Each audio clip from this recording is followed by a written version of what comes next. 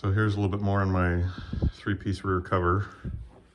One of the first things I did was took the ski pylon and took it to a machine shop and had them shorten it. That was about that tall, give or take. And it was a tripping hazard, and all the force of the cover sitting on it made it want to stretch and rip when I had my old cover. So decided to shorten that down, and still works fine for pulling like a tube, because the boat's usually, you know, kind of up on a plane and the rope is straight off the back. We pull surfers off it sometimes, no big deal.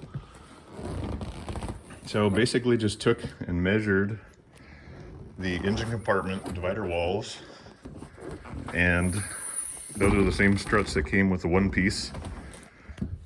Mine has a little L bracket that comes off this lower support, the wall anchors to, and then the engine mount is kind of this diagonal. Well, you can see that diagonal mount. I just have a couple screws going into that to hold it.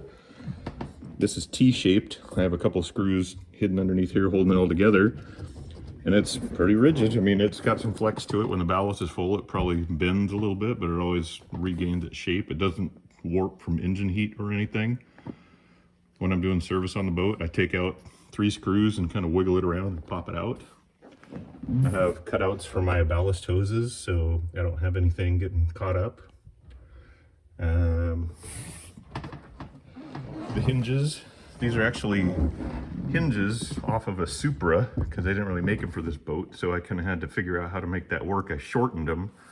They were, I don't know, about 2 feet long, and I think now they're about 20 inches long, give or take. Had to figure out what kind of struts to get for the right pressure so they'll hold themselves up, but they won't be impossible to push down.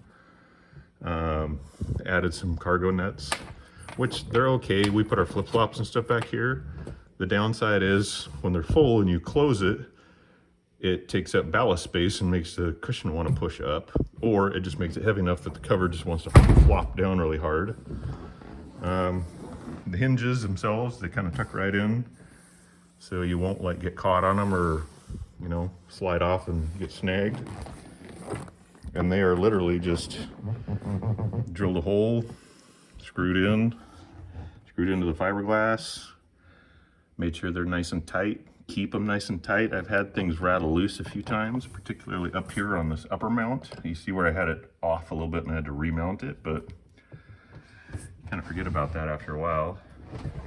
That was probably one of the best modifications I did to the rear, is making it a 3-piece, you know, along with ballast and stereo and interior and all that kind of stuff. Here's my suck gate, homemade. Probably the best surfing add-on we've done with this boat. Color matched it, of course. Got the tether so we don't lose it if it pops loose, which it does sometimes. This is a stainless plunger, so never have to worry about it getting rusty. Those are my Wake Maker, I think they're 910-pound bags. And then I've got the 1180 Gravity Games bag in the belly. And I've got 2 400-pound bags that we can move around on the seats if we're lacking in people. But we haven't really used that for quite a while. This, with the suck gate on there, it just seems to work.